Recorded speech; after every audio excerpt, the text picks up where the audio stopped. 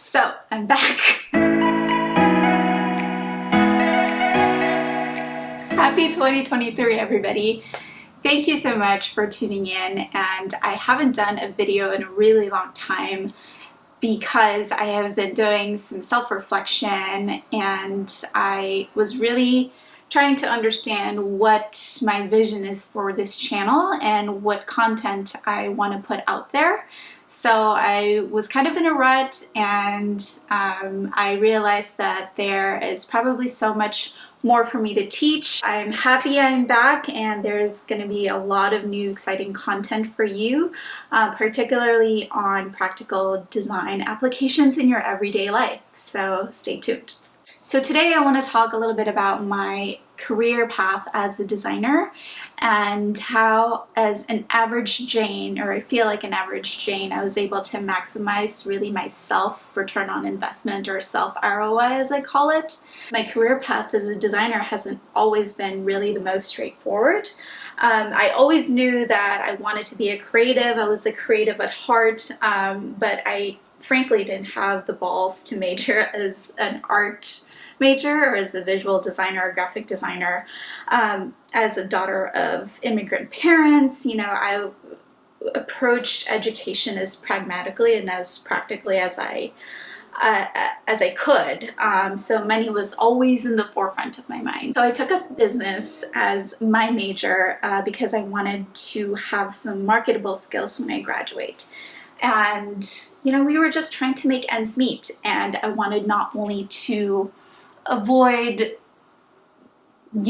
sinking in debt, but I also wanted to stay afloat and be financially free and live comfortably. So that was my ultimate goal when I was in college. But that also came with some sacrifices, and it caused a lot of insecurity that I'm still dealing with up to this point. So when I realized that early on I was going to be dealt with average cards, meaning that I was an immigrant, my parents were immigrants, and we didn't really have a lot of connections in like Ivy League schools, let alone like wealthy people to network with.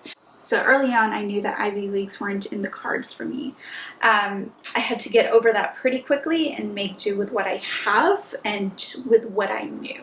So I, again, approached my education and later on my career as pragmatically and as practically as I could. I haven't told a lot of people this because I was insecure and I was uncomfortable talking about it. Then I realized that it could help out so many people who are struggling with the same insecurities. So I actually went to a community college for 2 years, and hindsight 2020, I realized that that was one of the best investments that I could give myself, not because community college just gets such a bad rap, but honestly it was practically an education that's free of charge, or that was really, really cheap. And it was the best way for me to spend 2 years of my education still learning, but also not spending a ton of money. And I knew that with that, I promised myself that I wasn't going to stay there for more than 2 years. And that 2 years was going to be my maximum. I just needed a bridge to get to a university so I can get a 4-year degree. Now, here's where the challenge came in. I was able to do all of that, and right when I was about to apply to a 4-year university, my mom's philosophy has always been that she didn't want her kids to be in debt, right? So, and I give credit to her for instilling this philosophy in us, because as an average Jane, I felt like the only way that I could succeed, or one of the ways that I could succeed in being financially free, was to not have any debt in college. So with that came the sacrifices of living at home with my parents. I didn't really have that, dormitory college experience where you get to party all night and stay as long as you want, stay up for as long as you want. I didn't have that experience. I had to go home to my parents, and that was a lot of and it was okay. It was something that I chose to do, something that was actually, like, we didn't have a lot of choice. We didn't have a lot of options. That was the most practical way for me to go about getting a 4-year degree and still not being in debt.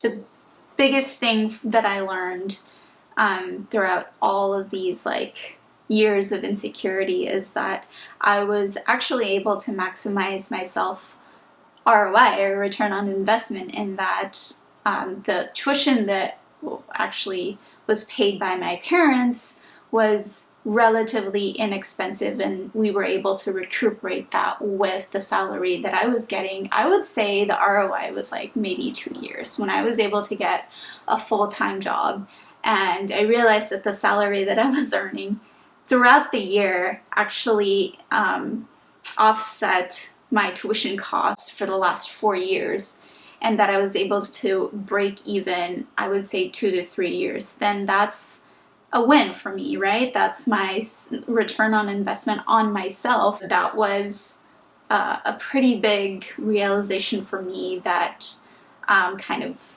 took away a lot of my insecurities. And I also had to be pragmatic about what I wanted to study in college.